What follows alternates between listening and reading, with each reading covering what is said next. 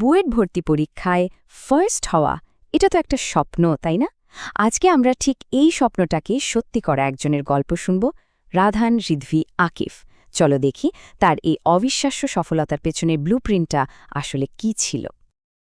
তো মাঝরাতে যখন তাকে ফোন দিয়ে রেজাল্টটা জানানো হলো, তার প্রথম কথাই ছিল এটা। মানে অনুভূতিটা সে ভাষায় প্রকাশই করতে পারছিল না। আর পারবেই বা কি করে?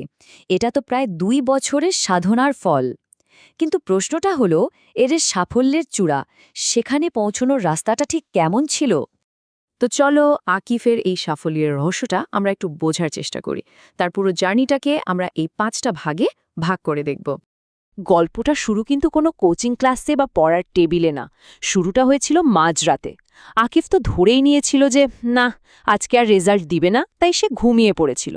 কিন্তু ঠিক তখনই একটা ফোন কল, আর সেই কলটাই তার জীবনটা পুরোপুরি বদলে দিল।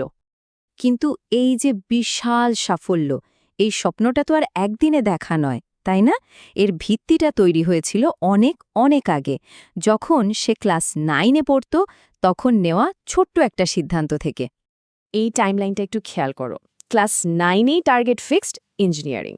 এরপর এসএসসিতে ঢাকা বোর্ডে সেকেন্ড হয়েও কিন্তু সে থেমে যায়নি, বরং এটাকে সে তার অ্যাডমিশন যুদ্ধের একটা শুরু হিসেবে দেখেছে। আর নটরডেমের রেজাল্টগুলো দেখো, পঞ্চম, এরপর তৃতীয়, মানে সে কিন্তু একদম ধারাবাহিকভাবে নিজেকে আরও উপরের দিকে নিয়ে যাচ্ছিল, একেবারে বুয়েটে প্রথম হওয়ার আগ পর্যন্ত। আচ্ছা, তো সবার মনেই প্রশ্নটা আসে, তাই না, যে একজন টপার আসলে কি করে, তার সারাদিনের রুটিনটা কেমন হয়, কোন স্ট্র্যাটেজিতে পড়াশোনা করলে সবার সেরা হওয়া যায়। চলো এবার আমরা আকিফের সেই সিক্রেট ব্লুপ্রিন্টটাই একটু দেখি। এই চার্টটা দেখলেই কিন্তু একটা আইডিয়া পাওয়া যায়। তার দিনের সিংহভাগ জুড়েই ছিল পড়াশোনা আর ঘুম।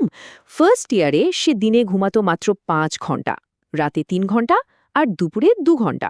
ভাবা যায়, বাকি পুরোটা সময় ছিল শুধু লক্ষ্যের পেছনে দৌড়ানো। 14 থেকে 15 ঘন্টা, হ্যাঁ ঠিকই দেখছ, প্রতিদিন অ্যাভারেজে 14-15 ঘন্টা ফোকাসড স্টাডি। এই একটা নাম্বারই কিন্তু বলে দেয় যে তার ডেডিকেশনটা কোন লেভেলের ছিল। অবিশ্বাস্য। তো মূল পয়েন্টটা কি? সে যে শুধু গাধার মতো খেটেছে তা কিন্তু না, সে কাজটা করেছে খুবই স্মার্টলি। যে কোনো টপিক পড়ার জন্য তার একটা ফিক্সড 4 স্টেপের মেথড ছিল।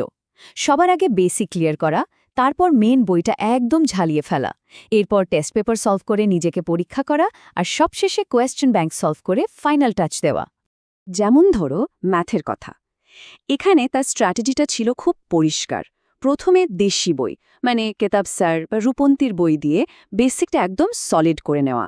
এরপর যখন বেসিক স্ট্রং হয়ে গেছে, তখন সে নিজেকে চ্যালেঞ্জ করেছে আরও কঠিন কিছু দিয়ে। সরাসরি অ্যাডভান্সড ইন্ডিয়ান বই, যেমন ম্যাথ বুস্টার বা আইআইটির কোয়েশ্চেন ব্যাংক। ফিজিক্সের ক্ষেত্রে সে ছিল আরও এক কাঠি সরেস। সে ফার্স্ট ইয়ার থেকে আমাদের দেশের বইগুলোর পাশাপাশি ইন্ডিয়ান ছায়া প্রকাশনীর মতো একটা অ্যাডভান্সড বই পড়া শুরু করে। চিন্তা করে দেখো, এটা তাকে শুরু থেকেই অন্যদের চেয়ে কতটা এগিয়ে রেখেছিল।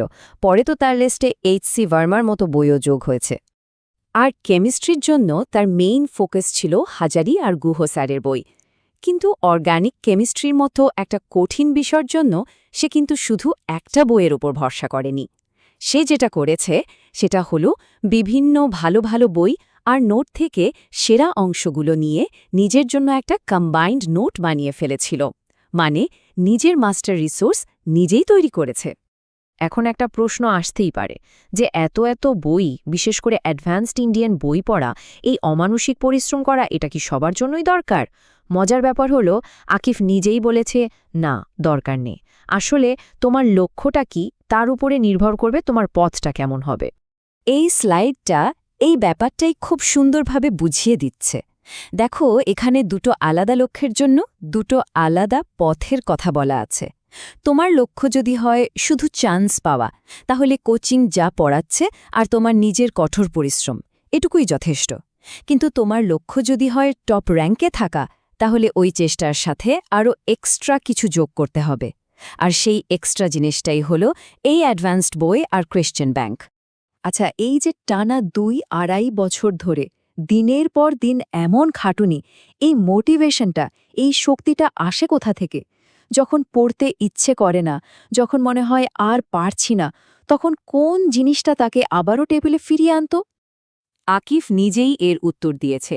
তার এই অবিশ্বাস্য চেষ্টার পেছনে ছিল মূলত দুটো সাইকোলজিক্যাল ড্রাইভার বা মানসিক শক্তি, আর এই দুটো জিনিসই তাকে কখনো থামতে দেয়নি। প্রথমটা ছিল পিছিয়ে পড়ার ভয়। তার নিজের ভাষায়, এই মোমেন্টে হয়তো আরেকজন পড়ালেখা করে আমার থেকে আগায় যাইতে পারে, মানে তার মাথায় সবসময় এই চিন্তাটা কাজ করত, আমি যদি এখন একটু রেস্ট নিই তাহলে এই সময়েই তো অন্য আরেকজন পড়ে আমাকে টপকে যেতে পারে। এই তীব্র প্রতিযোগিতামূলক মানসিকতাই ছিল তার 1 নম্বর ফিউয়েল। আর দ্বিতীয় এবং সবচেয়ে বড় মোটিভেশনটা কি ছিল জানো? এই একটা লাইন, শুধুমাত্র এই একটা রাতের খুশির জন্য হলেও এই 2-2.5 বছর আসলে পরিশ্রম করা যায়। তার চূড়ান্ত লক্ষ্য ছিল আসলে ওই একটা রাত, যেই রাতের রেজাল্টটা আসবে, আর সেই রেজাল্ট দেখে তার নিজের এবং তার পরিবারের সবার মুখে হাসি ফুটবে। তার কাছে ওই একটা রাতের খুশির জন্য এই 2-2.5 বছরের সব কষ্ট, সব ত্যাগ সার্থক। তো আকিফের এই পুরো গল্পটা শেষে আমাদের সবার জন্য একটা প্রশ্ন রেখে যায়। তোমার নিজের জীবনের সেই এক রাতের গল্পের জন্য, সেই একটা মুহূর্তের হাসির জন্য তুমি ঠিক কতটা পরিশ্রম করতে প্রস্তুত?